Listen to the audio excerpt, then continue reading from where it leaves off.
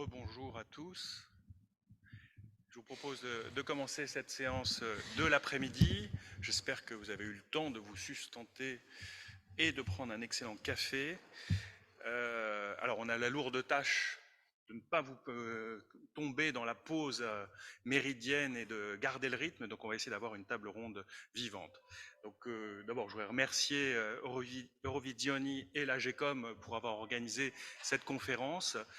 Je crois qu'on a passé toute la matinée en fait à discuter un peu de comment est-ce qu'on régulait ce nouveau monde des réseaux sociaux, des influenceurs, comment est-ce qu'on allait faire fonctionner le règlement sur les services numériques, le DSA, qui est une nouvelle frontière. Alors, moi, je suis membre du collège de l'ARCOM. Beaucoup de mon activité part sur ce nouveau règlement, donc je ne résiste pas à faire 2 ou 3 commentaires à ce qui a été dit ce matin, parce que je trouve que c'est passionnant. Et je voulais rajouter, ce matin, Roberto Viola a dit, mais on va avoir 27 régulateurs. Alors, je me permets de corriger Roberto, ça n'arrive pas tous les jours. On aura 27 plus 1 régulateur. Et ça, c'est la révolution du règlement sur les services numériques. On a la Commission européenne. Et la Commission européenne devient un régulateur, ce qui est un changement majeur de son positionnement. Et on va devoir, nous, régulateurs nationaux, se réinventer et réinventer notre relation à la Commission européenne. La Commission européenne, c'était un élément qui nous responsabilisait, nous, régulateurs. Les check and balance, comme disent les anglo-saxons. Il faut des check and balance, mais on a une relation compliquée avec les check and balance quand on est régulateurs nationaux. Alors que là, la Commission européenne sera un régulateur. Et on va à un réseau à 28, 27 régulateurs nationaux, les coordinateurs des services numériques et la Commission européenne. Et la clé du succès, ce sera de réussir à faire fonctionner cette nouvelle dynamique où on aura une relation différente avec la Commission européenne. Et c'est ça qui est en train de se construire en ce moment et qui fait qu'on va, je pense, réussir à collectivement responsabiliser les plateformes. Dans l'ancien monde, ou dans le monde aujourd'hui dans lequel on continue à travailler en tant que régulateur audiovisuel ou télécommunications, l'ARCOM s'occupe des acteurs français au bénéfice des gens qui sont en France. La GECOM s'occupe des acteurs italiens au bénéfice des gens qui vivent en Italie. Demain, la Commission européenne sera le régulateur de référence sur toutes les grandes plateformes au bénéfice de toute l'Union européenne. La GECOM s'occupera des plateformes italiennes au bénéfice de tous les citoyens de l'Union européenne. L'ARCOM va travailler au bénéfice de tous les citoyens de l'Union européenne. C'est totalement nouveau. En France, on a un petit réseau social, il s'appelle Youbo. Il n'a quasiment pas de clients en France. Par contre, il a beaucoup de clients à l'étranger, et c'est le régulateur français qui va s'en occuper au bénéfice de toute l'Union européenne. Donc c'est vraiment une dynamique nouvelle où on crée un réseau de régulateurs qui vont travailler ensemble. Chacun va souvent travailler au bénéfice des autres pays de l'Union européenne. Et ça, c'est une dynamique incroyable et qui fera la différence. Le deuxième point, moi, que je voulais rajouter, parce qu'il est essentiel, il y a ce mot qui est incroyable. Le règlement sur les services numériques nous appelle des coordinateurs. C'est pas banal. En général, on parle de régulateurs, d'autorités nationales, mais un coordinateur, c'est un mot atypique. Et je pense que c'est un point extrêmement à comprendre parce que c'est au cœur du règlement sur les services numériques. C'est un règlement qui ne privatise pas les sujets en disant on les transfère au régulateur qui va en faire son affaire, mais qui au contraire demande au régulateur d'ouvrir le jeu pour permettre à tout le monde de participer à cette régulation, d'organiser, un article est stratégique, l'accès des chercheurs aux données, article 40, pour que tout le monde puisse participer à lutter contre cette asymétrie d'information qu'il y a entre ces très grandes plateformes et nos sociétés. Et en réduisant cette asymétrie d'information, on va les responsabiliser. Donc j'arrête là, parce que sinon je peux vous faire tout le panel là-dessus. Et je vous propose réciproquement de basculer dans la deuxième partie. Moi, ce que j'ai découvert, plus on travaille sur les réseaux sociaux, comment on peut les responsabiliser, même si on réussit, je trouve qu'on arrive à la conclusion que nos espaces informationnels en Europe ne peuvent pas fonctionner si on n'a pas un bon équilibre entre ces acteurs algorithmiques, des médias algorithmiques globaux et des acteurs éditorialisés nationaux. Et donc ça oblige à se replonger sur nos médias. Et je vais me permettre de paraphraser Michel Boyon qui a dit ce matin, mais les médias sont morts, vivent les médias numériques. Nos médias doivent se transformer en permanence, ils sont éditorialisés, mais eux aussi, ils ont ils vont pouvoir bénéficier de cette transformation numérique. Parce qu'il faut reconnaître que les modèles économiques des médias ont été affaiblis par l'Internet. L'Internet a fait baisser les audiences en offrant une offre alternative incroyable. L'Internet a créé le marché de la publicité numérique et donc la croissance du marché publicitaire pour les médias audiovisuels classiques n'a pas été ce qu'elle aurait été autrement. Et réciproquement, elle a laissé les mêmes fonctions de coût.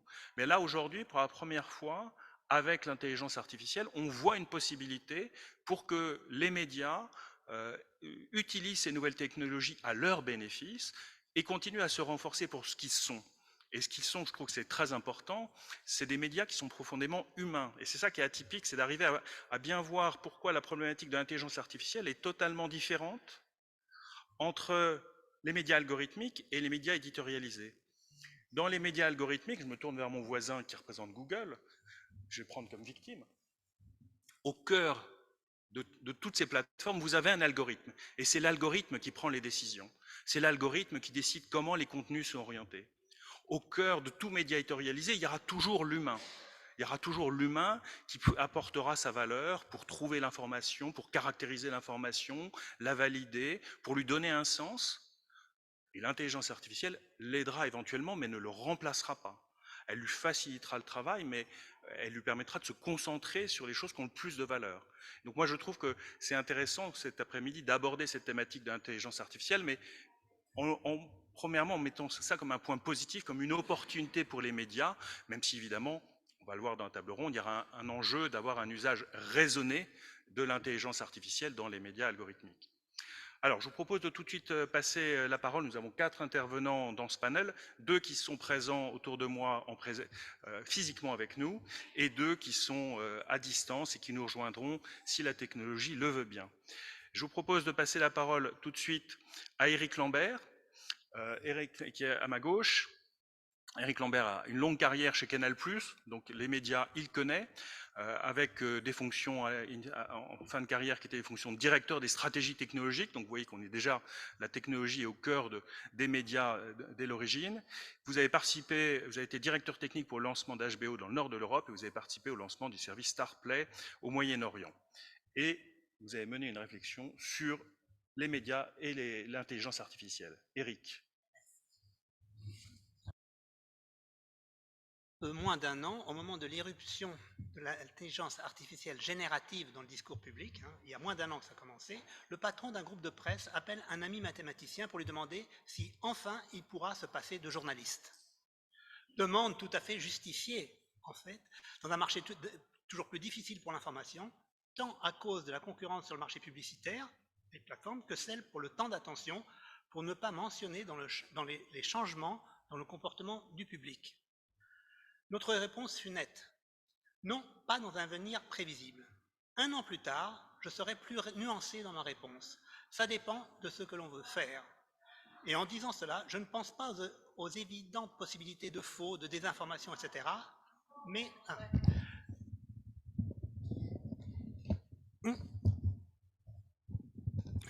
Permettez. Alors là, j'ai pas arrêté mon... Voilà, je recommence. Voilà. Non, mais faccio. Mais aux usages qui sont plus légitimes que les faux. L'usage de l'intelligence artificielle par les médias d'information n'est pas une nouveauté. L'IA, fille des big data et de l'apprentissage machine, a commencé à faire son entrée dans les médias d'information il y a déjà 4-5 ans. Par exemple, pour utiliser les possibilités offertes par les nouvelles sources comme les données ouvertes, les réseaux sociaux, les archives, mais aussi pour chercher à impliquer plus directement les lecteurs et les spectateurs. Donc, à la fois des suggestions aux journalistes pour les sujets traités, mais aussi des suggestions sur le traitement de ces sujets. Cela existe depuis un certain temps déjà. Dans quelques cas spécifiques, comme les commentaires boursiers, les comptes rendus sportifs ou les bulletins météo, ces systèmes permettent la production directe de courts articles. C'est utilisé aujourd'hui, plus largement qu'on le pense. Quelques autres exemples. Systèmes qui automatiquement suggèrent des titres ou des images d'illustration sont disponibles. Repérage de sujets qui pourraient être intéressants à travers l'analyse de données publiques. Création d'accroches, des teasers avant le direct des événements. Petit montage automatisé.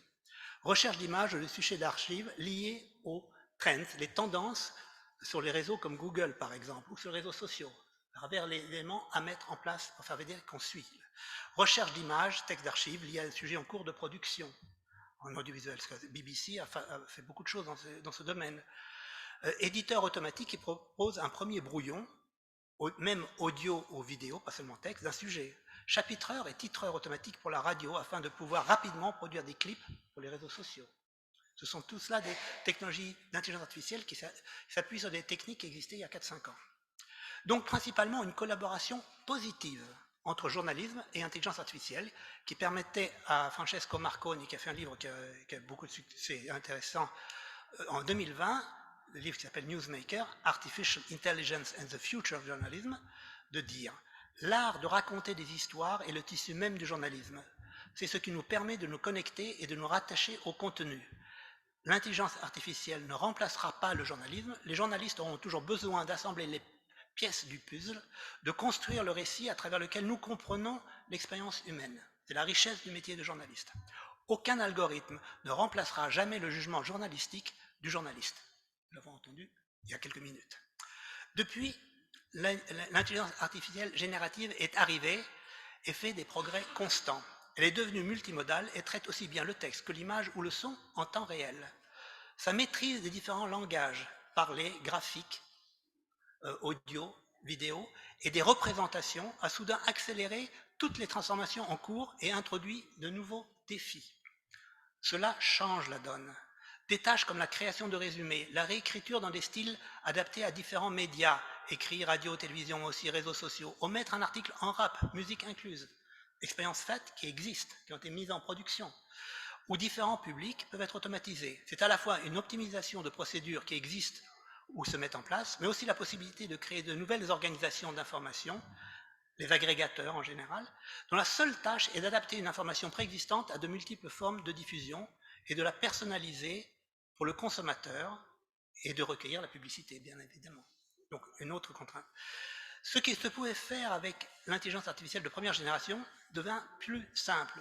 L'indexation automatique des textes, vidéo, audio, la recherche interactive d'archives par le journaliste ou directement par le public, la surveillance des centres d'intérêt émergents sur les réseaux, la création de services informationnels spécialisés par sujet ou par public, seront à la base de nouveaux modèles pour la diffusion de l'information au public. Mais cette nouvelle intelligence artificielle, avec ses capacités linguistiques, peut aussi produire des ébauches de textes à partir du travail de recueil d'informations fait par le journaliste, facilitant, accélérant son travail, qui est toujours avec le temps, suggérer des compléments et même du fact-checking à partir de recherches dans les archives ou la confrontation avec les sources de confiance. L'intelligence artificielle peut aujourd'hui intervenir aussi en amont dans le recueil d'informations à travers une analyse des énormes quantités de données disponibles en ligne, rapports, articles scientifiques, données publiques, etc. Tout cela est déjà disponible aujourd'hui et cela peut être utilisé pour aider les journalistes à mieux travailler. Heureusement, c'est dans cette optique que les technologies de l'IA sont le plus souvent déployées. Selon la récente étude Generating Change, A Global Survey of What News Organizations Are Doing with AI, réalisée par la London School of Economics, Police, qui est un département, pour plus de la moitié des personnes interrogées, l'amélioration de l'efficacité et de la productivité afin de libérer les journalistes pour un travail plus créatif a été le principal moteur de l'intégration de l'intelligence artificielle. C'est une enquête menée auprès de sociétés de médias, d'information dans le monde entier. Donc, plus qu'une menace pour l'emploi des journalistes, il s'agit d'un instrument pour rendre central son rôle. Comme l'écrit David Caswell, qui est un ancien de BBC News Lab, le jugement éditorial, c'est-à-dire la capacité à rester conscient des besoins profonds d'information d'un public ou d'une société, à identifier les sujets qui répondent à ces besoins profonds, à vérifier, à contextualiser ces sujets, puis à les communiquer au public sous des formes claires et attrayantes, restera probablement le fondement du journalisme. Donc c'est plutôt rassurant. Nous n'avons pas encore parlé, et il y a encore d'autres capacités de l'intelligence artificielle générative dans le domaine de l'image et du son. Choses qui sont faites. En 2018, la Chine lançait son premier présentateur de journal télévisé virtuel. Aujourd'hui, depuis ce printemps, la télévision indonésienne TV One a plusieurs présentateurs et présentatrices virtuelles. L'une d'entre elles est Nadira, copie conforme de la journaliste Fahada Indy. Nadira présente les services réalisés par Indy. Comme le raconte Rest of the World, Indy et Nadira travaillent en tandem. Indy raconte l'actualité en temps réel depuis n'importe quel endroit de l'archipel, tandis qu'au studio, l'avatar Nadira, très soigné, ferait des gestes et des mouvements en fonction de la voix d'Indy. Le système de traduction de la chaîne utilise l'intelligence artificielle pour convertir ces voix en anglais aux accents britanniques et américains, en chinois, ainsi qu'en dialectes locaux comme le javanais et le sungdanais, pour les différents publics parmi les plus de 300 groupes ethniques qu'on trouve en Indonésie. Et Indy elle-même dit que c'est un honneur de travailler avec des technologies de pointe et ajoute que c'est pratique. Le fait que je puisse le faire sans être physiquement présent dans les studios et les bureaux m'aide énormément. Tout est donc pour le meilleur des mondes. L'IA est utilisée dans le monde de l'information depuis des années, pas partout, évidemment. Mais le changement est en cours. L'arrivée de ChatGPT et consorts la rend beaucoup plus accessible. Selon une formule du directeur de police, cela démocratise l'IA. Dans le monde qui de plus en plus fuit l'information, 36% de la population, c'est le Digital News Report de Reuters de cette année, en légère baisse sur l'année précédente, mais en progression de 7 points depuis 2017, les gens ne veulent pas être dérangés par l'information. Et les jeunes se tournent de plus en plus vers les réseaux sociaux pour l'information. 20% au niveau global des 18-24 ans utilisent TikTok pour s'informer. Il est normal que ces outils démocratisés ou en voie de démocratisation soient utilisés pour adapter, transformer, diversifier, personnaliser les reportages, articles, images produites afin de les rendre plus proches des publics que l'on veut toucher, de les adapter aux intérêts individuels de chaque lecteur ou spectateur. Il est tout aussi normal que naissent de nouvelles organisations d'information qui utilisent ces technologies non seulement pour créer des formats ultra personnalisés compatibles avec les systèmes de recommandation des grandes plateformes, mais aussi pour créer les contenus en mode quasi automatique à partir de communiqués de presse et d'éléments raclés sur l'Internet, sans vraie contribution journalistique. Ça, c'est un problème. Il est tout aussi, mais c'est normal que ça existera. Il est tout aussi normal que les créateurs numériques et autres influenceurs, qui représentent déjà un chiffre d'affaires mondial de 250 milliards de dollars et, selon les projections de Goldman Sachs, 480 milliards de dollars en 2027, se saisissent de ces outils avec un saut qualitatif dans l'attractivité de leur offre. Déjà, certains d'entre eux ont une audience importante liée à l'actualité. Par exemple, en France, Hugo Décrypte, qui fait un travail intéressant, mais à une audience qui ne vient pas d'un système de médias classique. Une conséquence possible en est la fragmentation de l'audience de l'information, la création non de chambres d'écho dont on parlait il y a quelques années, mais de chambres véritablement individuelles. Une disparition de l'espace public créé par les médias de masse et la réduction du débat public, remplacée par des certitudes individuelles renforcées par un flux informationnel attractif et trop adapté au goût de chaque individu. Le défi sera alors pour le journalisme et les médias issus du monde traditionnel non seulement de s'adapter à l'usage des nouveaux instruments et des nouveaux modes de diffusion, mais encore d'apprendre à équilibrer la nécessité de la différenciation par public à la nécessité de maintenir une place publique commune. Aujourd'hui, nous n'avons pas de solution toute faite, mais il est de plus en plus évident qu'au moins 3 éléments en feront partie. Transparence, qualité et confiance. Merci beaucoup. Transparence, qualité et confiance. Alors, je vous propose de se tourner de l'autre côté un peu du système. Il faut des outils d'intelligence artificielle. Et alors, cette fois-ci, Google se positionne en tant que fournisseur de tels outils.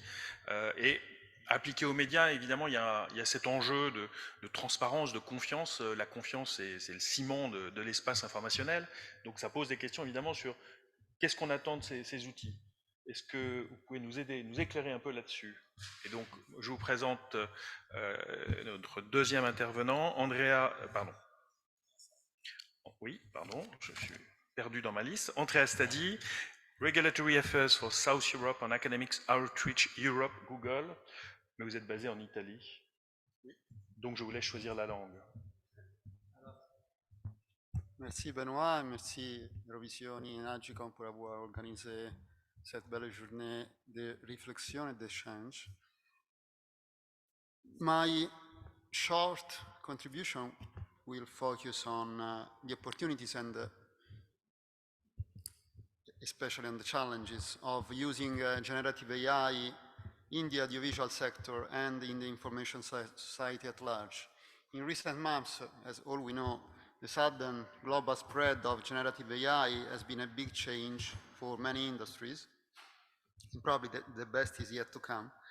In the art and audiovisual industry, in particular, AI algorithms are already helping production companies in exploring new forms and styles, expanding their repertoire and offering new opportunities for expression. Contents generated by AI are spreading with remarkable speed, and at the same time, they are becoming increasingly difficult to distinguish from those not created by an AI system, and transparency is probably one of the main challenges. Despite the benefits, then, generative AI can present new risks, such as allowing creators to spread false information. We are moving toward the next EU elections, either intentionally or unintentionally. And so, what I'm going to say today, in these few minutes, is what Google is doing already to develop secure and reliable approaches at every stage of the process of development of generative AI, from content generation and identification to media literacy and information security. First, and how can we do that, first of all? First of all, through technology, through our products. And so, for example, Google Cloud recently launched ID, that is a tool that makes possible the so-called watermarking of images generated by artificial intelligence, and so their identification.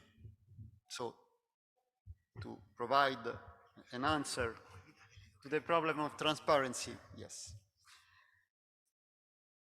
The watermark, although imperceptible to the human eye, is detectable and helps authors and consumers to distinguish a work created by AI from one created by an artist. Another issue is the relationship between the contribution of artificial intelligence and the human factor of creation, so the artwork per se. The use of AI in creative processes is already raising several issues, and in particular with respect to copyright law, as far as we are interested here today in this session. So,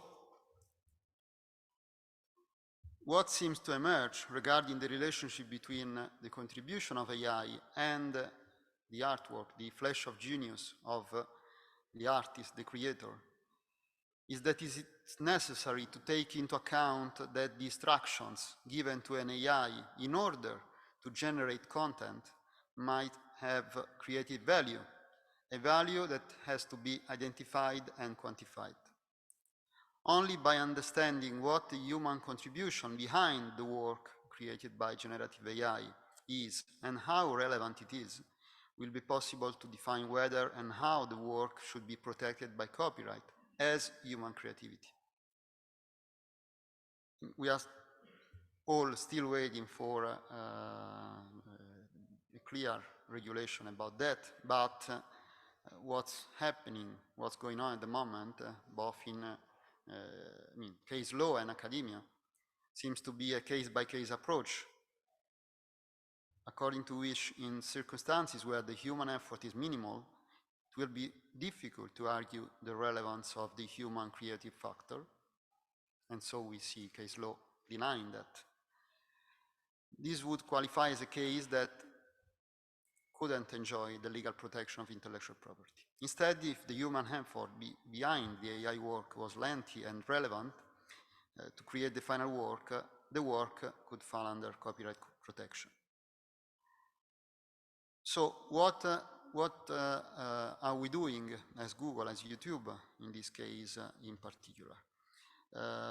We are trying, as we have always been doing in the field of artificial intelligence, through a principle-based approach. We launched years ago, in 2018, our AI principles, and now, a few months ago, YouTube shared and published its binding principles for partnering with the music industry on AI technology. Working with the AI experts and YouTube music partners, the goal is to develop a framework that can help embrace generative AI with a commitment to responsibility.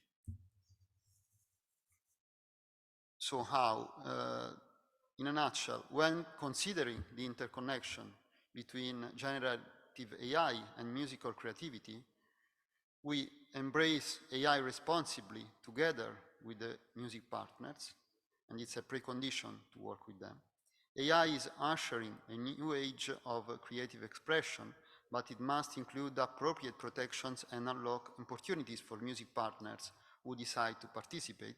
And we are working on an industry-leading trust and safety organization and content policies that are going to be adjusted to meet the challenges of AI.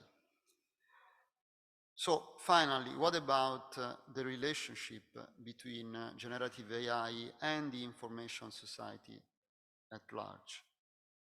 Still focusing on copyright, but in this case concerning Google more generally. So here there is the second issue that I'm going to mention today, that is the training and development models of generative AI and their copyright implications.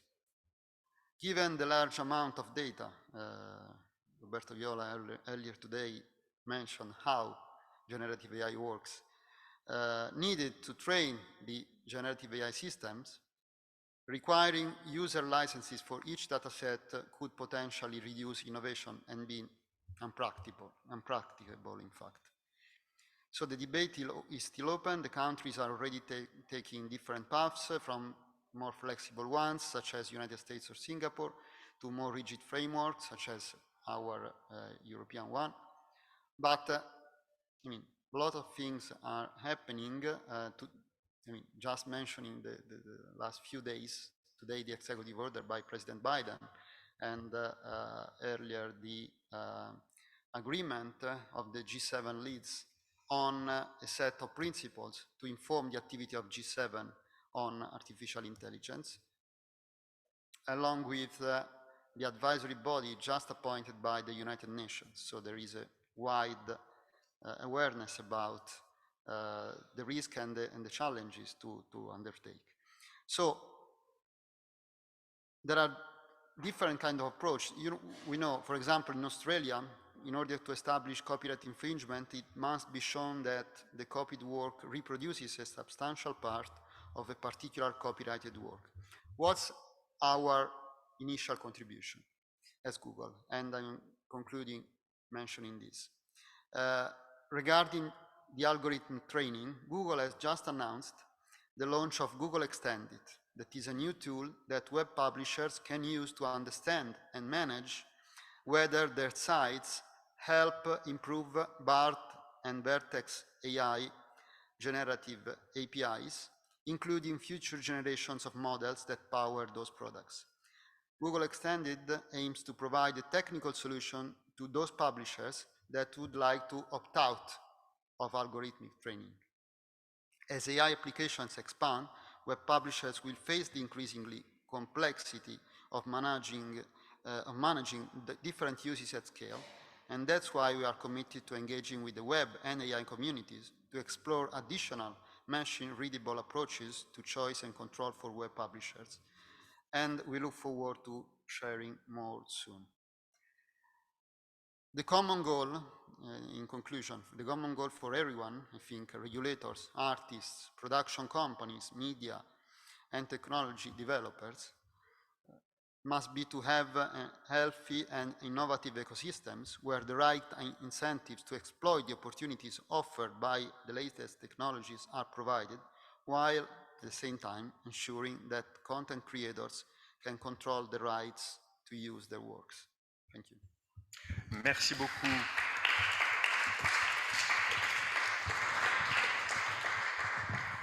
Alors, on voit au travers de ces deux interventions qu'il y a effectivement une transformation majeure de la manière dont les médias se construisent leur contenu, que ce soit sur de la création ou sur de l'information. Ce qui évidemment se pose la question de savoir comment on s'ajuste à ces changements de l'organisation du travail, des relations entre les différents acteurs.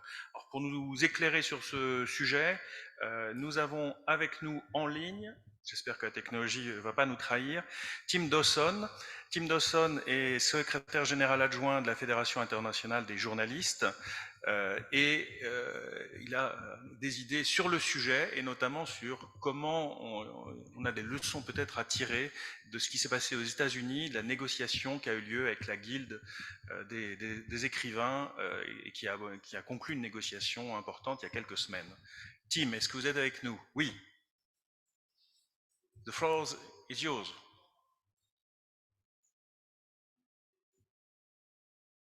Tim?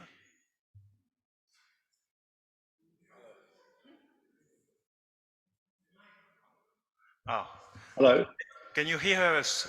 Hear us, Tim? I can. I was expecting you to play my video, but I'll happily speak if you wish. Elle est longue? You are the master of the clock.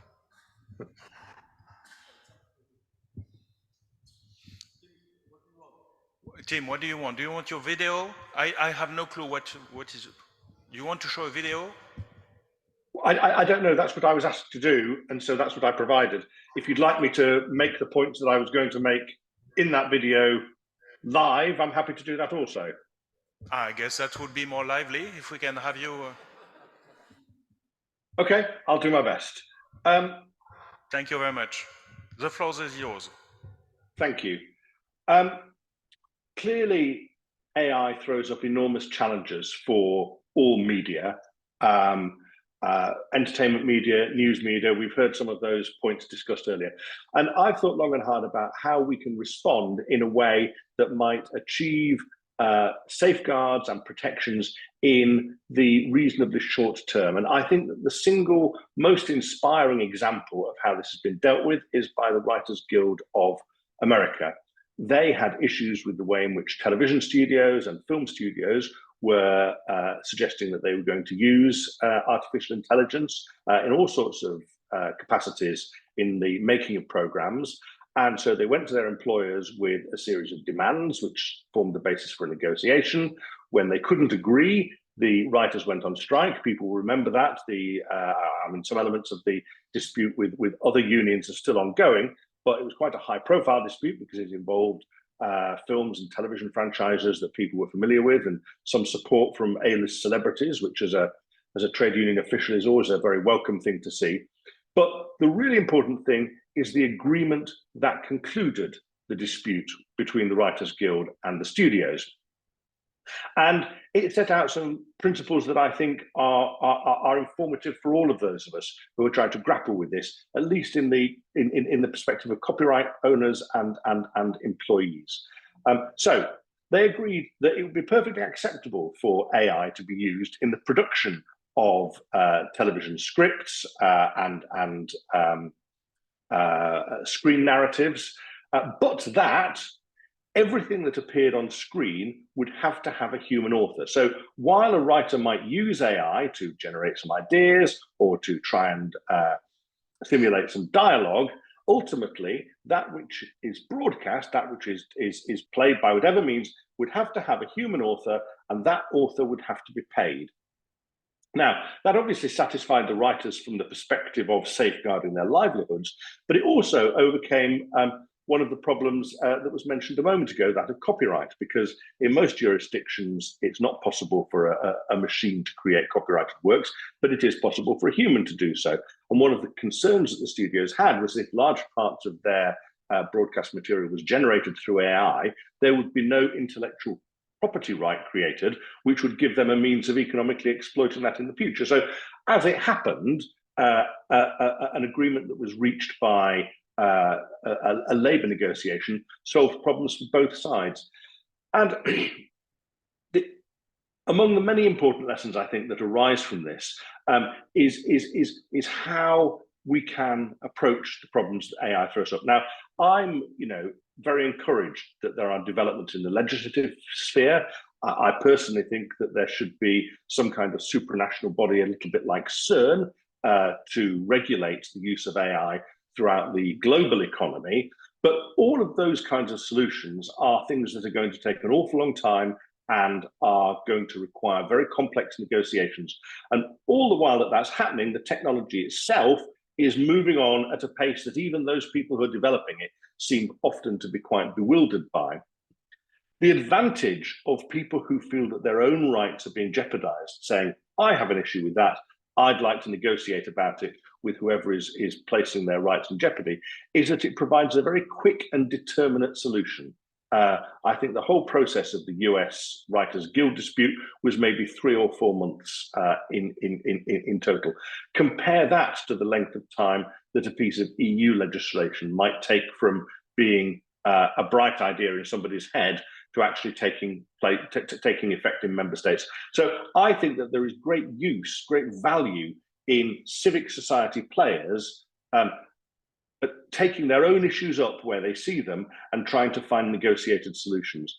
There are many other instances, certainly in the news sphere, where this is clearly going on at the moment. We know that the New York Times, Rupert Murdoch, Springer, the Financial Times are all in talks with major AI platforms saying, you're able to do what you do. Your large language models depend on data that has been drawn from our copyright sources. We expect some kind of recompense for that. And actually, it's not impossible that as a process of doing this, income streams might be provided to the news media that will replace some of the advertising that was lost during the sort of quarter century that the internet has been hollowing out news organizations.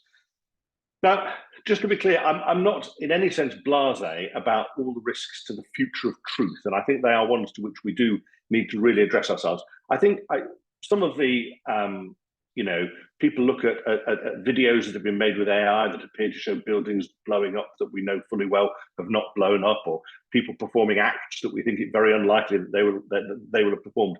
And there is something immediately arresting and visceral about that. My suspicion is that over time, people will learn to price in the fact that this kind of trickery is possible with using AI. But I do think that there is a fundamental issue of people's education and knowledgeability about the importance of high quality sources. And I think that this is something that we should start embedding in all education so that young people are being specifically and explicitly taught that you can't trust something that you've read on a blog post in the same way that you can trust something in an academically authenticated encyclopedia. A TikTok video has a different quality to a news broadcast from a regulated broadcaster. And I think we need to start embedding that sense deep in our education system and being utterly intolerant of students simply taking material plagiarizing material from other sources to make really clear the importance of the authenticity of one's own work, and use that as a means, I would hope, to buttress trust in our institutions, because I think that's what at heart is the real risk of us losing it. It's the onset of a kind of relativity where nobody trusts anything, nobody knows which institutions are real and which are made up. But I think in taking those steps, fundamentally, there is probably more to be optimistic about from AI than there is to be pessimistic about. Thank you very much.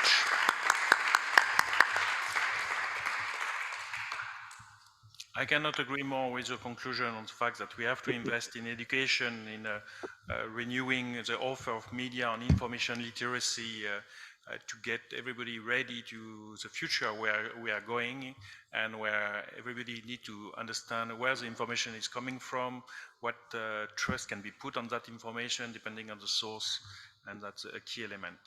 To finish this roundtable, permettez-moi de revenir au français quelques secondes. Nous avons donc Richard Burnley. Richard Burnley est directeur juridique de l'UER et où il a travaillé de nombreuses années. Et avant ça, il a été à l'Ofcom, ce dont je ne peux que me féliciter. Alors, il faut être passé chez un régulateur, c'est important. Richard, en préparant la conférence, vous m'avez dit dans un email, j'ai beaucoup aimé, en disant mais à l'UER, on n'a pas encore passé de jugement sur l'intelligence artificielle, savoir si le bilan coût-avantage, il y avait plus d'avantages ou de coûts. Donc j'ai trouvé ça encourageant que l'intelligence artificielle n'ait pas été encore condamnée, mais est-ce que vous pouvez nous donner le point de vue des broadcasters? Richard, vous avez la parole. Oui, merci beaucoup, Benoît, et molto grazie Eurovisione e Agicom, and thank you so much. If I may switch to English, listening to the panel, listening to today, all the speakers, I just think what a very exciting time to be a regulator, actually, but also what a very exciting time to be in the media sector in general. I mean, it's incredible, and the pace that the market is moving at is just extraordinary. And you know, as Benoit has explained already, the network of regulators with the Commission up there spearheading things to some extent is just going to be crucial. And let me talk a little bit about where we are and some of our thinking at the European Broadcasting Union, of course, the Association of Public Service Media. As Benoit said, we haven't landed on firm positions, and I think this panel is particularly interesting because it's clear that everybody's feeling their way with this at the moment. But on the one hand, we see, yes, AI, it provides a huge opportunity, significant opportunity for media, and we think specifically public service media to amplify, to deepen its public service mission. No doubt about that at all. So I agree with Tim there. We need to be optimistic. On the other hand, it does threaten to some extent to undermine the integrity and independence and effectiveness of the media and even the democratic process if we're not careful. I think that's kind of what I'm drawing out of the speakers as well, and that's a little bit how we would see it. Maybe it's helpful just to give you just a few of the use cases, because of course our members and our broadcasters, they are using AI and they're looking to how they can use AI. And the categories are quite broad. They can be listed in three broad, very loosely. Production, analysis, and distribution. So production would be writing and visual and audio tools like speech to text or subtitling, these kinds of things. Fact checking, as we've heard, extremely important. Digital watermarking, face recognition. Of course, there's a lot of data protection issues around there, so caution is needed. And also synthetic presenters. You know, so that's on the production side. Then there's analysis. There's the tagging, archiving, face voice recognition, statistics, audience analysis, speaking time in political debates. All these AI can be crucial. Finally, on thirdly, distribution. We have content recommendation and personalization, content moderation. So these are all areas that our members are exploring, and as we say, things are moving so fast. Slowly, you will see some of the public service broadcasters bringing out ethical guidelines for journalism. This has happened across our membership. When and how to use AI responsibly as journalists, as Tim has touched on. And you'll also find that they are principles based and generally quite general, quite broad, because we're at the beginning. We don't want to close down options, but at the same time, we need to get this balance right and you know, protect viewers, but at the same time enable AI to enhance our offer in the public good, shall we say? So just to focus in a little bit on a certain area and moving away from internal policies. So external regulation, of course, data protection will be huge. AI Act is coming out.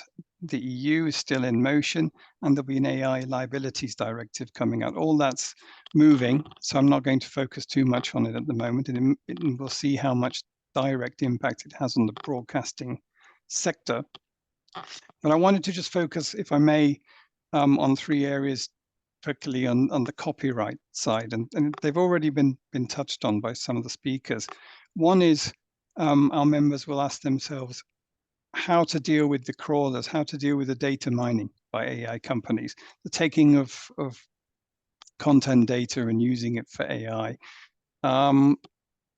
Theoretically, the copyright is exempted in the DSM copyright directive for data mining, but it was never, and then again, it comes to what I was saying, how fast these markets are moving, because that was in 2019. And now many stakeholders are saying, well, it was never intended to be used in this mass scale that AI will use data mining. It was never that was never in the minds of the regulator. So therefore, some of our members, and you see some of the big media houses and newspaper houses have decided to opt out, as Andreas says, as an opportunity that Google provides, and to block this crawling. That may not be forever. It may be just to bring to start the negotiation about licensing agreements. Let's see. They still have to work this through, and also they want to be assured that their trusted and quality content is not being used to generate misinformation through AI. So these are the sort of protection side. Then there's the more promotion of our services side, where some members are decided not yet to opt out because they see AI systems as an important gateway to the citizens. So again, as I said right at the beginning, it's a balance, and we're just working our way through. This is the conundrum that the broadcasters are facing, and maybe we'll see legislation about use in the future. You know, is it for profit or is it for some sort of commercial public purpose? So to be seen. Secondly, I would mention transparency. The AI Act is going to request, we'll see, but it should be going to request developers to disclose a summary of copy protected content used in training data. I think the difficulty here for us is what is a summary, because it could be anything, could be very short, could be very long, could it be circumvented? But on the other hand, full disclosure of all copyright data that's taken by AI would create an enormous burden on everybody. So, you know, what's the proportionate approach to this? And I think we'll just have to see how the AI Act goes through the legislator and where we end up, and then we'll see how it's implemented. Third one, nearing the end here, on attribution. Question on whether AI language models and so on should make references to the sources of information.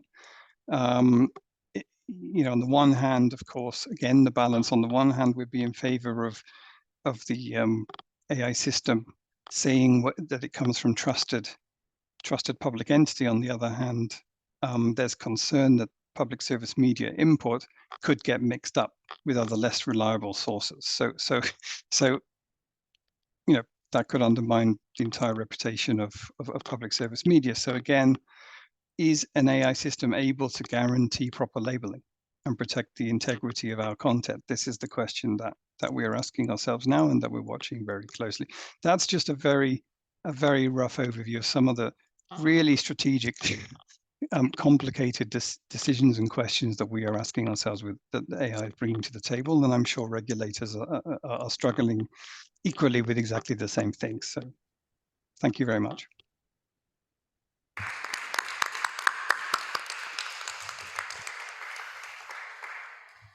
Thank you very much, Richard. Merci beaucoup. Moi, je retiens quand même de ces 4 interventions que tout le monde voit le potentiel de l'intelligence artificielle et voit ce que ça peut apporter à des médias du futur qui sont inscrits dans leur temps, des médias numériques. Il y a évidemment des questions qui vont se poser sur savoir comment est-ce qu'on a un usage raisonné, comment est-ce qu'on est prudent dans l'approche qu'il y a. On retrouve des fondamentaux dans l'intervention de ce que vient de dire Richard, de transparence pour garder la confiance. Et on voit que d'ailleurs tous les médias qui s'en saisissent ont cette prudence pour garder ce qui est leur capital le plus important, qui est le capital de confiance qui est là. Et je trouve que c'est encourageant parce qu'encore une fois, ça montre qu'il y a un avenir pour les médias Les médias sont morts, vive les médias numériques, et on va trouver cet équilibre en allant de l'avant. Moi, je voulais me permettre, pour conclure, de vous citer un livre. Alors, il vient de sortir en France. L'auteur est Raphaël Dohan. Je vous à peine dire le titre. Le titre est « Si Rome n'avait pas chuté ». Alors, Raphaël Dohan est un agrégé de lettres classiques, un spécialiste de grec, de latin, un spécialiste de la Rome antique. Bon, accessoirement, il a fait Sciences Po, l'école normale supérieure, et il est juge administratif, comme certains autres. Et il est passionné d'histoire, et il a écrit ce livre avec des intelligences artificielles. Donc vous avez 2 livres à l'intérieur, à la fois il a fait tourner des intelligences artificielles pour jouer avec elles et pour inventer des idées en disant mais que serait devenu Rome si la révolution industrielle avec les machines à vapeur s'était fait au temps de l'Empire romain? Et donc c'est une uchronie, inventer un avenir qui n'a pas existé.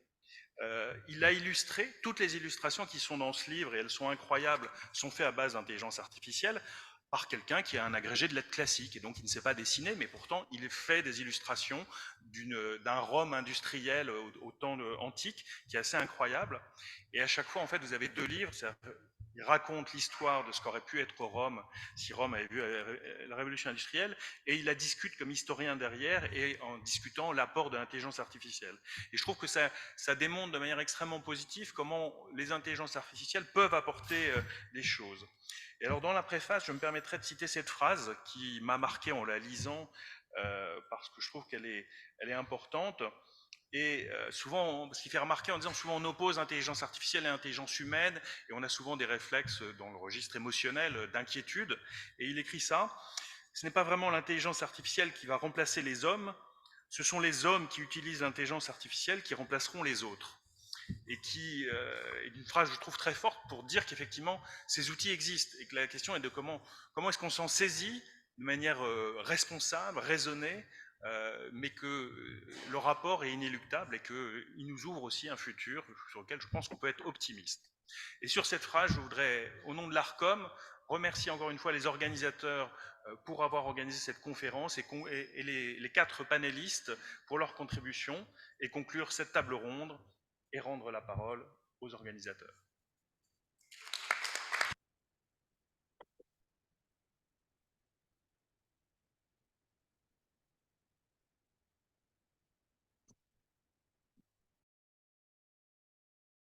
Alors, je vous prie de rester assis, car maintenant on passe directement aux conclusions. Si Benoît reste là, tu es convié d'office pour les conclusions. Et maintenant, il y a les conclusions justement par M. Lassorella de l'Agicom, M. Lautrel, le président d'Eurovisioni et la vice-présidente d'Eurovisioni, Luciana Castellina, que j'ai pris de prendre place à la table.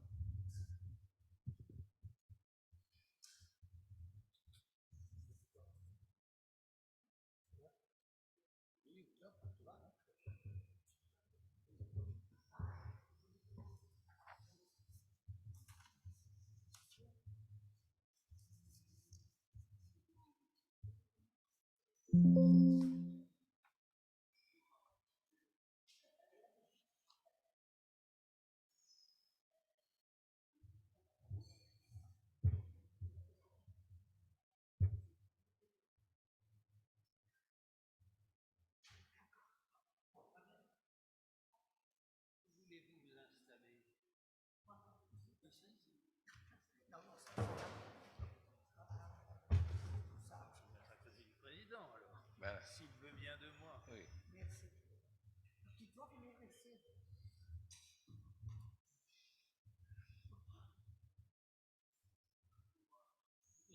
Bon, vous commencez? Oui, sans doute. C'est très bien. On a les 2 autorités et après Eurovision. Nous sommes encadrés par Eurovision. Très bien. Alors, merci à tous pour tous qui sont intervenus pour leur contribution. Ça a été vraiment un débat intéressant, intense et plein de choses intéressantes. Continuo in italiano. ringrazio tutti quelli che sono intervenuti per il loro contributo, per la partecipazione e per aver contribuito appunto a un dibattito che è stato veramente molto ricco, perché ha toccato tantissimi aspetti di questa evoluzione verso il mondo digitale. Siamo partiti dalla esposizione di Roberto Viola, che ci ha sostanzialmente chiarito quali sono i punti verso i quali sta andando la legislazione europea, la grandissima sfida del DSA e poi la sfida anche complementare dello European Media Freedom Act e, diciamo noi da regolatori, anche del regolamento per la pubblicità elettorale.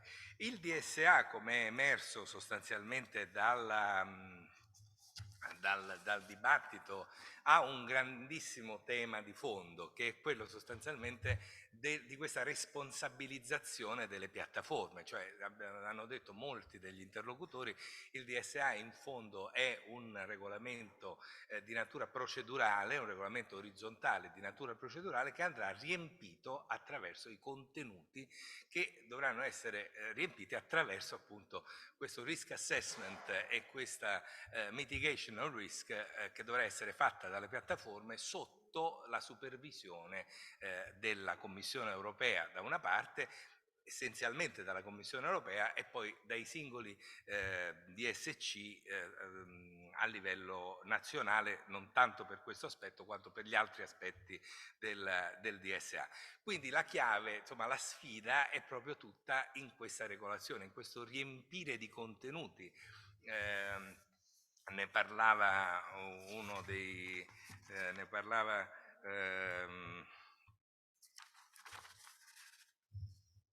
Bertrand Sirpot nel suo intervento. Diciamo, il tema chiave è la regolazione dei contenuti e quindi la fissazione di regole concrete per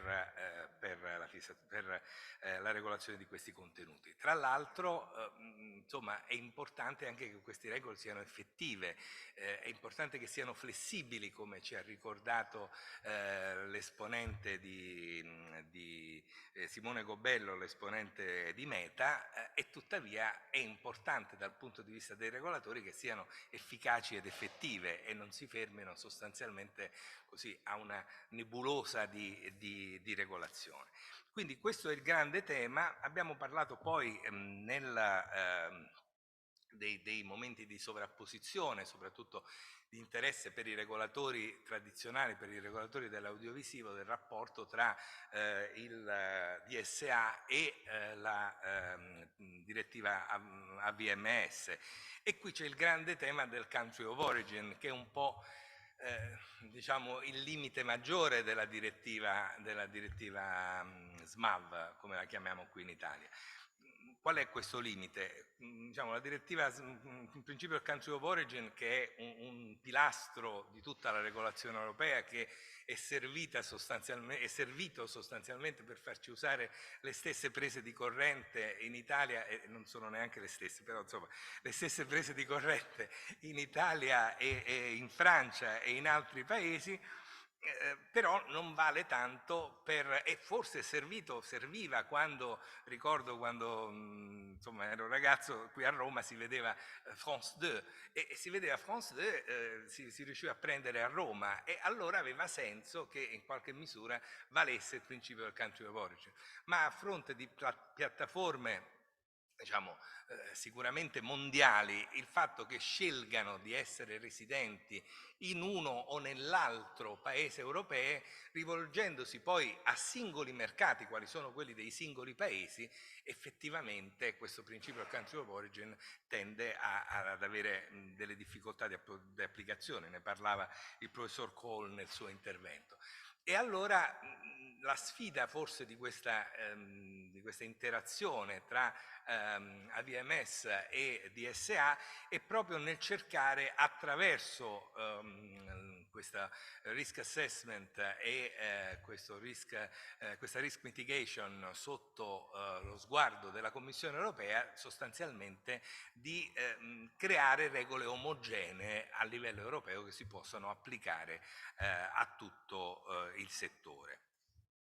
Poi diciamo, abbiamo parlato ampiamente anche il tema, questo tema del rapporto tra legislazione nazionale e legislazione tra VMS e DSA emerge anche in altri due aspetti che sono emersi dalla discussione. Il tema della prominence, che è un tema di grandissimo rilievo, ne hanno parlato gli esponenti del mondo delle televisioni, e che è insomma,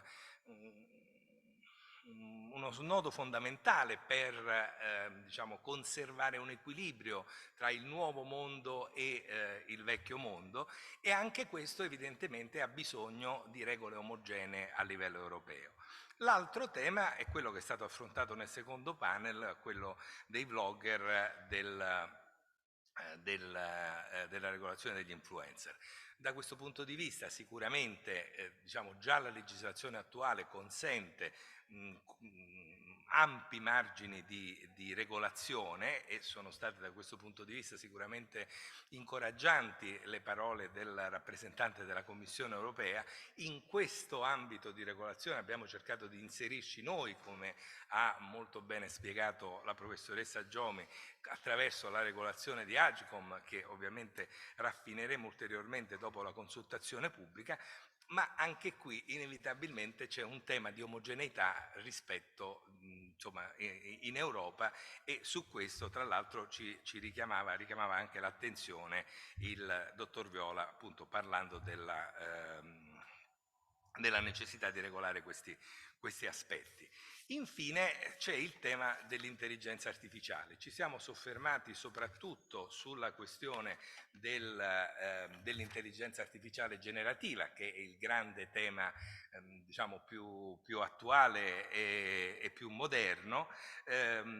Diciamo, prima ancora del tema dell'intelligenza artificiale generativa c'è un'altra considerazione che vorrei fare. Ho molto apprezzato, e mi sembra centrale, la considerazione che faceva Benoît sulla struttura sulla nuova struttura, diciamo, del rapporto tra regolatori nazionali e regolatori europei che discende dal DSA.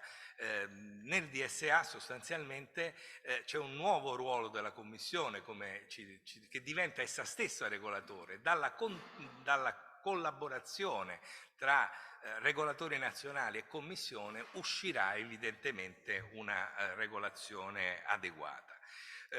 Torno sul tema dell'intelligenza artificiale. Sull'intelligenza artificiale evidentemente il cuore della discussione è stata: aiuterà o non aiuterà la creatività? Dall'insieme degli interventi probabilmente è emerso un giudizio positivo, perché probabilmente è uno strumento per i giornalisti per lavorare meglio, offrire una migliore qualità all'utenza, ma nel contempo, come ci avvertiva Eric Lambert, l'evoluzione verso l'uso di strumenti diciamo non tradizionali, verso l'uso delle piattaforme, ha portato molti a non usare più l'informazione di qualità, a non usare più diciamo, i media tradizionali, e a ricevere le notizie solo in modo frammentario, e talvolta questo accade soprattutto per i giovani, lo vediamo anche diciamo, nelle nostre case con i nostri figli, a ricevere l'informazione in modo frammentario e talvolta confusionario e fuorviante. Quindi la sfida, ora come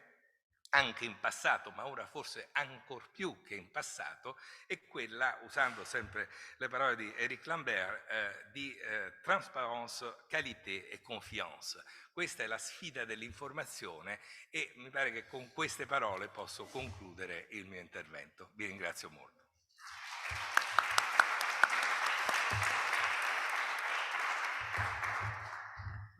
Benoît, pour l'éminent représentant du Conseil supérieur de l'audiovisuel devenu ARCOM. Devenu ARCOM, merci Monsieur le Président. Bah, écoutez, je ne peux pas ajouter un mot sur la synthèse qui a été faite par mon voisin, qui est absolument parfaite. Je voudrais juste rajouter une réflexion. Je pense qu'on a tous chevillé au corps, moi je me rends compte, je rencontre beaucoup de régulateurs non européens. Régulateurs de Thaïlande, de Corée du Sud, de Taïwan, de Canada. Et il y a une fascination en ce moment parce que la seule région du monde qui essaye d'affronter la révolution numérique et d'inventer des régulations, c'est l'Europe, c'est l'Union européenne. Et il y a une admiration qui s'exprime. Il y a aussi une solidarité. C'est-à-dire qu'on voit en ce moment notamment nos amis nord-américains qui n'arrivent pas à mettre en place de nouvelles politiques de régulation, qui se disent que c'est en Europe qu'on arrivera à stabiliser les technologies du numérique et à construire un environnement durable dans lequel on arrive à construire nos démocraties sur des valeurs de protection des droits fondamentaux qui vont se stabiliser et qui investissent sur notre succès. On voit des fondations américaines qui investissent parce que l'une des choses que le règlement sur le service numérique ne peut pas apporter, c'est les financements, et il faut quand même des financements. C'est-à-dire qu'à la fin, il faudra créer ce savoir collectif nouveau. Et donc, il y a cette dynamique, et ça, c'est quand même, il faut le mettre au crédit de la construction européenne et des avancées qui sont faites, et qui est aussi la construction d'un réseau d'institutions. Si on est capable de se lancer dans cette dynamique aujourd'hui, je pense que c'est parce qu'on est les héritiers de 50 ans d'histoire des CSA et de leurs équivalents, de l'AGCOM, d'une histoire plus récente dans le secteur des télécommunications, et qu'on a développé une culture, tant dans les institutions chez les régulateurs, mais dans les juridictions, qui jouent un rôle stratégique pour accompagner les régulateurs et être garants de leurs responsabilités, et que c'est ça qui est en train de faire la différence et qui nous permet d'avoir cette ambition de construire ces nouvelles régulations numériques. Donc je voulais mentionner ça et à quel point c'est la marque de fabrique de la construction européenne qui s'exprime ici aujourd'hui et qui continue à aller de l'avant, même si nos amis anglais nous ont quittés. Mais on a gardé leur agilité. Merci beaucoup. Et merci aux organisateurs.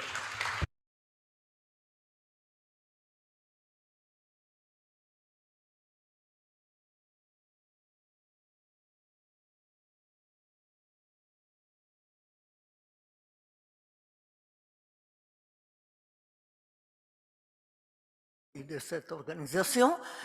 Vous avez vu de la façon dont je suis monté ici, j'ai tombé, les papiers, tout ça. Ça vous révèle ma vieillesse, mais c'est aussi la vieillesse de cette organisation qu'on a bâtie il y a très très longtemps, quand les problèmes qui se posaient étaient aussi graves, mais beaucoup moins graves de ceux dont on s'occupe aujourd'hui. Je dois vous avouer que j'ai beaucoup de doutes, parce que c'est mieux de régler ou c'est mieux de ne pas régler. Vous savez, nous avons affaire aujourd'hui avec un monsieur qui a été très populaire en Argentine, qui a proposé d'abolir tout règlement, tout l'État. Alors, la Banque centrale, tout. Et cette idée, vous savez, je crois qu'elle court dans la société, elle semble même un peu réaliste. Donc, nous sommes dans une situation grave parce que, naturellement, supprimer tous les règles, ce ne serait pas mieux.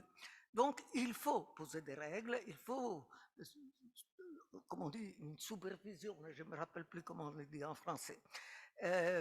Mais qui est le superviseur? Ça, c'est un problème aujourd'hui bien plus grave de ce qu'on avait avant. Avant, on avait une gauche et une droite, bon, c'était les deux choses. Aujourd'hui, c'est plus difficile. On vient de détruire les Nations Unies dans les derniers jours. Ça, c'est pas une chose comme une autre, enfin, finalement. Parce qu'en supprimant, disons, le prestige et le rôle des Nations Unies, on vient aussi de détruire un possible rapport avec le monde entier. Nous sommes européens, mais l'Europe, sans le reste du monde, elle n'est pas grand-chose. Donc, cette coupure qu'on a reçue et qui dépend beaucoup de moyens d'information, c'est une chose très grave. Et donc, je crois que le premier problème devrait être comment est-ce que nous nous posons par rapport à ce problème. Est-ce qu'il ne faudrait pas vraiment changer l'Europe de façon qu'elle se rende compte qu'il y a 3/4 du monde qui ne nous suit pas, qui ne sont plus là. Bon, je ne dis pas qu'ils sont tous des terroristes, je ne crois pas que les 3/4 du monde sont ça. Alors ça, c'est déjà un problème. Il y a une division grave à l'intérieur de l'Union européenne, comme on n'a jamais. Donc l'autorité même de l'Union européenne, elle est bien plus faible de celle qui avait été dans l'époque dans laquelle on avait de grands espoirs sur ce que l'Union européenne aurait pu faire. Il y a, je crois, et ça il faut bien prendre conscience de ça, un détachement entre la société et les institutions démocratiques partout. Il y a, comment dire, un vide qui est toujours plus grand. Et il y a, il faut bien dire, une crise grave de la démocratie dans cette époque. Et donc la supervision, vous savez, est de plus en plus un problème difficile. Et je crois aussi que nous devons bien prendre compte de ça. On ne peut pas penser que c'est une chose qui passe, que nous pouvons oublier. On a une crise écologique, une crise économique, une crise sociale, une inéquité. Mais je crois que celle qui est plus grave et qui nous intéresse le plus, c'est qu'il y a un visage psychologique, psychique. C'est peut-être le plus grave des crises de ce moment et qui touche surtout les jeunes et on les voit chaque jour. Et nous sommes plus responsables de cet visage, non? C'est le visage psychique, mais sur lequel, qui naturellement dépend beaucoup plus des moyens d'information, des moyens qui ne sont pas seulement des moyens d'information, c'est les moyens de constituer, de former un citoyen. Donc, c'est un visage plus grave. Et alors, voilà, notre métier, quand je dis notre métier, nous faisons des métiers différents. Moi, je suis journaliste, je ne sais rien à propos de l'intelligence artificielle, elle me fait seulement peur.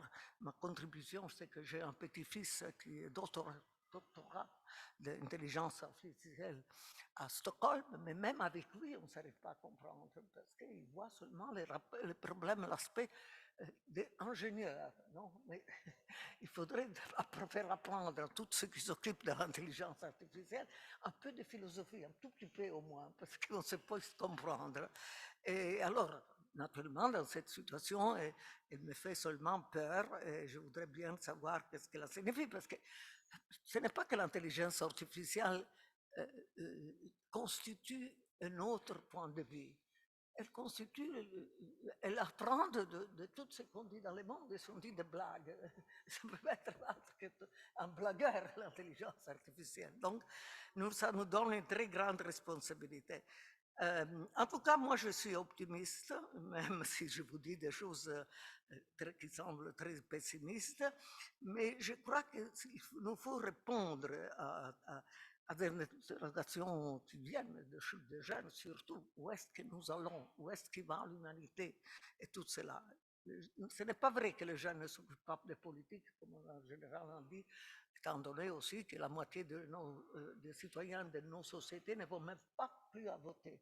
Je crois que ce n'est pas le cas seulement des Italiennes, mais un peu partout. Et alors, je crois qu'il nous faut faire un grand effort à garantir la liberté, et donc aussi, quand je dis la liberté, ça signifie aussi de donner tout l'espace possible au change, à l'échange de points de vue. Est-ce que nous serons capables de faire ça, qui ne soit pas seulement un petit théâtre? Moi, je sais bien, ce soir, quand je vous quitte, je dois aller à un show de la télévision italienne qui est fait pour un échange de vues. Tout le monde crie, personne ne s'écoute l'autre, et tout ça, c'est une chose terrible. Je me demande toujours pourquoi je vais et que je ne voudrais pas. Et en tout cas, ça nous donne simplement des responsabilités majeures, mais je suis contente que notre organisation Eurovision, qui a vécu 36 ans, comme on dit là, elle existe encore. Je suis contente de ça parce que ça dépend beaucoup de nous si nous serons capables de donner tout ça dans un moment si difficile de l'histoire de l'humanité. Nous sommes à une époque d'échange très grave, très sérieux, un change de l'histoire. Et donc, nos responsabilités sont grandes. Donc, j'espère qu'on va se réunir, effectivement, chaque année, pour discuter de tout ça, parce que ça aide énormément le processus qu'on est en train de déclencher. Merci à tous, en tout cas.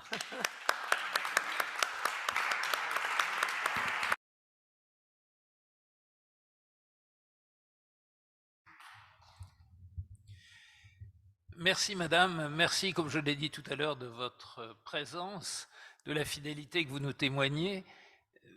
C'est une occasion pour nous tous ici, par ma voix, de vous exprimer notre gratitude, notre reconnaissance pour tout ce que vous avez fait et que vous continuez de faire.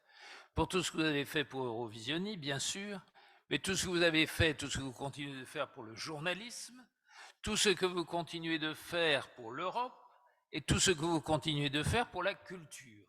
Nous vous devons tous, au nom de ces grandes valeurs, une infinie reconnaissance. Alors, une chose m'a inquiété quand vous avez dit au milieu de votre déclaration, j'ai des doutes. Heureusement, ça se termine par je suis optimiste. J'ai eu peur parce que moi, au contraire, je m'apprêtais à vous dire, je sors de ces séances de manière beaucoup plus optimiste et beaucoup plus rassurée que je n'y étais entré. Alors je dis, si Madame Castelligna vient dire le contraire, qu'est-ce que j'ai encore rien compris comme d'habitude? Non, je suis rassuré, vos doutes se sont estompés et vous terminez en disant, je suis optimiste. Moi, c'est vrai.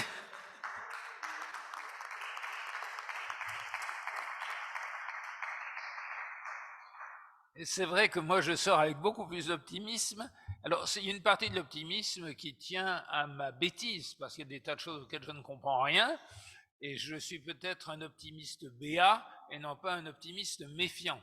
Mais je crois quand même avoir compris pas mal des choses qui ont été dites, et ceci me rassure pour l'avenir. Donc, je n'ai pas grand-chose à ajouter à ce qui a été dit avec autant d'intelligence ce matin et cet après-midi. Et quand je parle d'intelligence ici, il s'agit d'une intelligence humaine, pas d'une intelligence artificielle. Donc, je crois que nous devons en tirer toutes les conséquences. Je voudrais d'abord dire un très grand merci à l'ensemble des intervenants. Je veux dire que chacune de ces interventions était intéressante, bien sûr, c'est normal, c'était le minimum, mais en plus instructive. Moi, j'ai appris des choses à chaque parole, à chaque intervention, j'ai appris des choses. C'était une espèce de cours non seulement de recyclage, mais de préparation à l'avenir, qui m'a été ainsi permis dans cette superbe salle.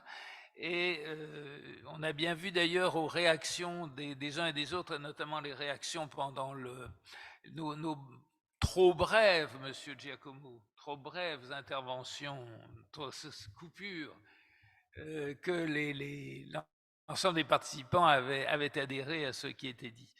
Donc, grand merci à tous les intervenants. Grand merci à nos interprètes qui ont une fois de plus fait un travail remarquable et ce n'était pas toujours très facile, mais je les félicite.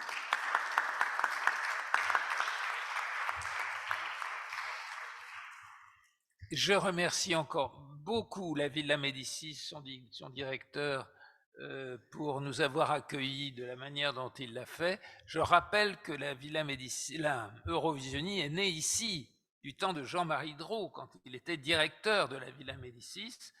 La Villa Médicis est le berceau d'Eurovisionie.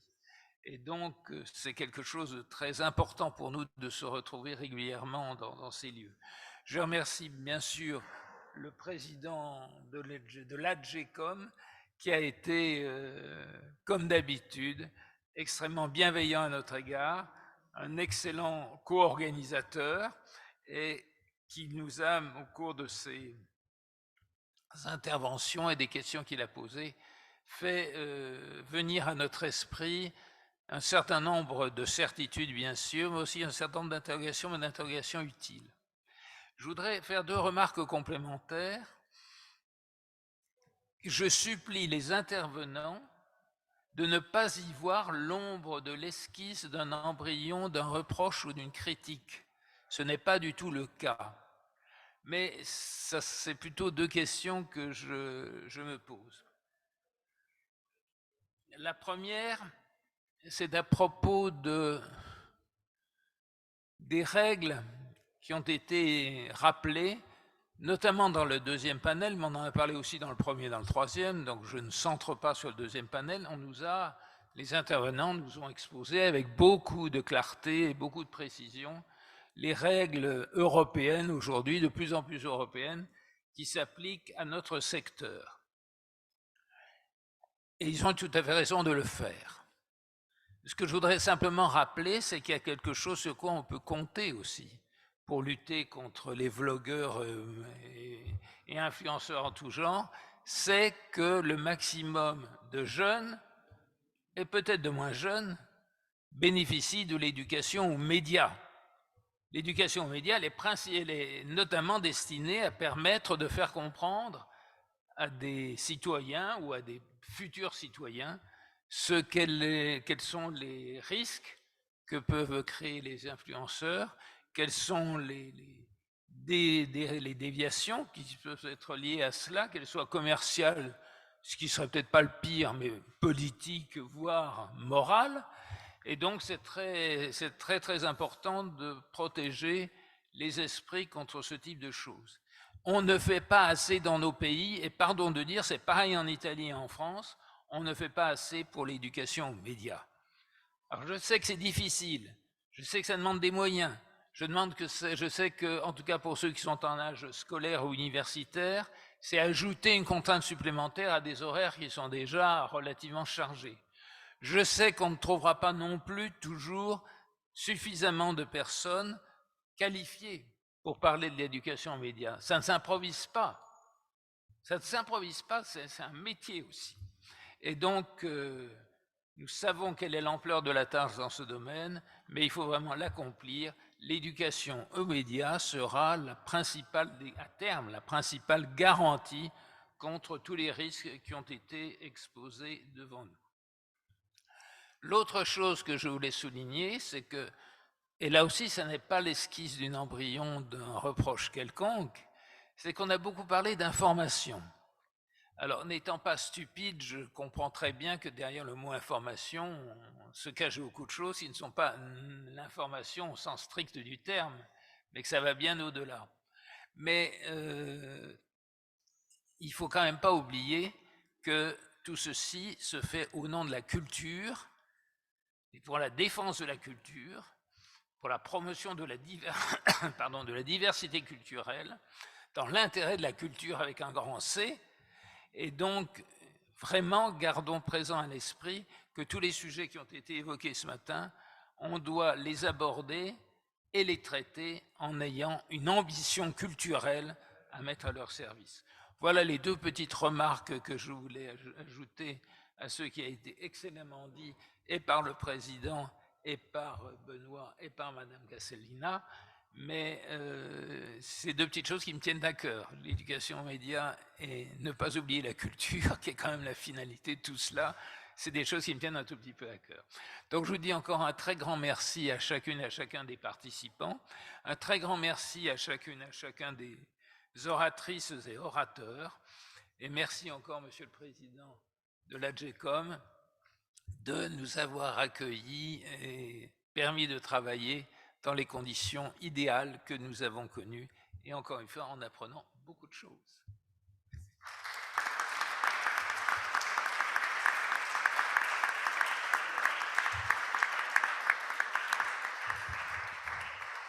Et un grand merci à nouveau. Je passe mon temps. Oui, après. Bon, simplement pour vous dire qu'on recommence dans 5 minutes, le temps de changer ici le place à la table avec la sessione di Info Civica. Per quelli che sono interessati ricominciamo qui fra 5 minuti per la sessione di Info Civica. Grazie a tutti. Che cos'è? Ah, tu l'as avancé un petit peu.